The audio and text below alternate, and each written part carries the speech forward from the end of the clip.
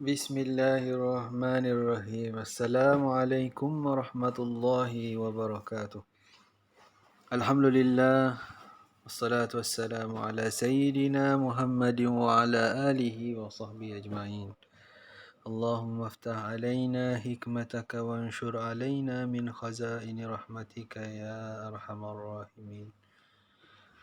InsyaAllah, Alhamdulillah, hari ini kita akan sambung kelas pai kita untuk tingkatan 4. Okay, untuk hari ini kita akan sambung lagi dengan pelajaran yang ke-19 di bawah bidang sirah, okay, yang bertajuk Kerajaan Umayyah, bahagian 1. Okay, mudah-mudahan pelajar-pelajar semua bersedia untuk menimba dan menerima ilmu ini, insya-Allah. Okay, kita tengok sejarah Kerajaan Umayyah. Okay, asal penubuhannya adalah bersempena nama Umayyah bin Abdul Syam bin Abdul Manaf, iaitu salah seorang daripada pemimpin keturunan Quraisy. Okay, daripada perkataan Umayyah tu lah nama Umayyah bin Abdul Syam. Sebab itulah dinamakan kerajaan ni Kerajaan Umayyah, nama orang. Okay, dan pengasasnya adalah Muawiyah bin Abi Sufyan. Okay, Muawiyah bin Abi Sufyan ni adalah daripada keturunan Bani Umayyah. Okay, dan memerintah kerajaan yang panjang ni, Kerajaan Umayyah daripada tahun 41 Hijrah hingga tahun 132 Hijrah. Lama juga tu. Okay, dan keluasan kerajaan dia adalah meliputi sebahagian besar benua Afrika, Asia dan Eropah. Berkembang besar, okay, jajahan takluk Kerajaan Umayyah. Okay, bilangan khalifahnya adalah 14 orang dan antara yang terkenal ialah Muawiyah bin Abi Sufyan, Abdul Malik bin Marwan, Al-Walid bin Abdul Malik, Umar bin Abdul Aziz. Ini antara 4 orang khalifah yang daripada Kerajaan Umayyah yang terkenal. Okay, khalifah pertama dia adalah Muawiyah sendiri. Kemudian yang terakhir Marwan bin Muhammad. Pusat pemerintahannya adalah di Damsyik di Syria. Okey, kita tengok khalifah Kerajaan Umayyah yang terkenal. Okay, yang 4 orang tadi tu. Kita mula dengan Muawiyah bin Abi Sufyan. Okay, merupakan khalifah yang pertama menjadikan Damsyik sebagai pusat pemerintah Islam yang terkenal. Tu yang pertama sekali digunakan Damsyik di Dimashq. Okay, untuk dijadikan sebagai pusat pemerintahan dia. Okay, kalau kita tengok dulu pada zaman Khulafa Ar-Rashidin dia gunakan Madinah. Pada zaman Umayyah digunakan Damsyik. Yang kedua, mewujudkan perkhidmatan pos berkuda ataupun disebut Dewan Al-Barid. Memperkenalkan cok mohon rasmi Kerajaan Umayyah yang dikenali sebagai Dewan Al-Khatim. Seterusnya, menubuhkan Jabatan Setiausaha ataupun Dewan Ar-Rasail, Jabatan Cukai dan Jabatan Urusan Awam, dan memperkasakan armada laut. Tentera laut dia diperkuatkan lagi.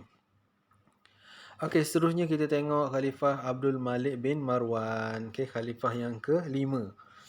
Okay, menetapkan bahasa Arab sebagai bahasa rasmi dalam urusan pentadbiran negara. Dijadikan bahasa Arab ni bahasa yang utama. Kemudian mencetak mata wang dinar Islam pertama bertulis Arab dan berteks Al-Quran.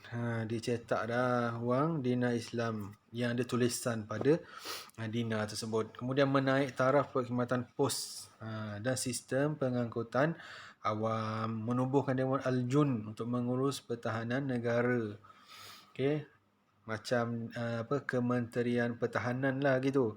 Kemudian mengarahkan pembinaan Kubah As-Sakhra di Baitul Maqdis. Kalau kita tengok di Palestin, okay, akan ada Qubbatus Sakhra, okay, di Baitul Maqdis.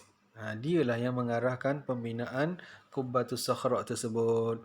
Kemudian yang ketiga, Khalifah Al-Walid bin Abdul Malik, khalifah yang ke-6. Cerita dia pembukaan wilayah baharu Islam seperti Andalus dan India. Kemudian dia memperbaiki dan mencantikkan seni bina Masjid Nabawi. Itu antara yang dilakukan pada zaman pemerintahan dia. Dia mencantikkan lagi Masjid Nabawi. Kemudian membina banyak masjid baharu seperti Masjid Umawi di Damsyik dan bercirikan seni bina Islam. Dia banyakkan lagi masjid-masjid Kemudian apa lagi yang dibuat? Memberikan perhatian pada rakyat yang berkeperluan khas seperti golongan warga emas dan orang buta dengan menubuhkan jabatan khas. Dia tengok di kalangan rakyat dia, golongan-golongan tertentu dan dibagi perhatian lebih kepada golongan tersebut. Kemudian apa lagi? Menggalakkan pembinaan bangunan baharu bercirikan seni bina Islam. Zaman dia ni banyak naik bangunan-bangunan. Kemudian memperbaik jalan raya menuju ke negeri Hijaz yang bagi memudahkan perjalanan jemaah haji ke Baitullah Al-Haram. Dia pun memperelokkan lagi sistem jalan raya nak mudahkan untuk jemaah haji pergi ke Mekah. Kemudian Umar bin Abdul Aziz, khalifah yang ke-8. Tak lama dia memerintah selama 2 tahun sahaja. Yang pertama apa yang dibuat? Mengecualikan bayaran cukai jizyah terhadap kafir zimmi sehingga ramai yang memeluk Islam. Pada zaman dia ni, dia tak kenakan lagi jizyah kepada kafir zimmi. Orang kafir yang duduk dalam negara dia asalnya ada jizyah. Cukai jizyah dia panggil. Tapi dia mengecualikan, tak mengenakan cukai tersebut. Maka ramailah orang kafir zimmi tu masuk Islam. Kemudian dia mengeluarkan arahan rasmi kepada Ibnu Shihab Az-Zuhri untuk membukukan hadis Rasulullah. Pada zaman dia juga bermulanya pembukuan hadis-hadis Nabi, dikumpulkan dan dibukukan.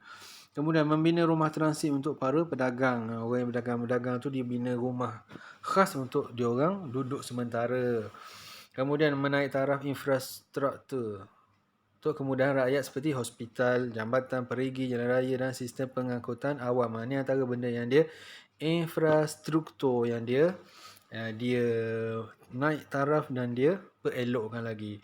Kemudian yang kelima, mengasaskan Dewan Penasihat yang dianggotai oleh para ulama untuk memberi nasihat kepada khalifah. Jadi dia ambil para ulama ni, dibuat Dewan Penasihat. Apa tujuan dia memberi nasihat kepada khalifah? Ni bagus yang ada pada Umar bin Abdul Aziz. Dia tak pakai pandangan dia sendiri, dia ambil pandangan daripada para ulama. Untuk tu je kelas kita kali ini. InsyaAllah kita akan sambung bahagian yang kedua untuk kelas yang seterusnya, insyaAllah. Wallahu'alam. Assalamualaikum.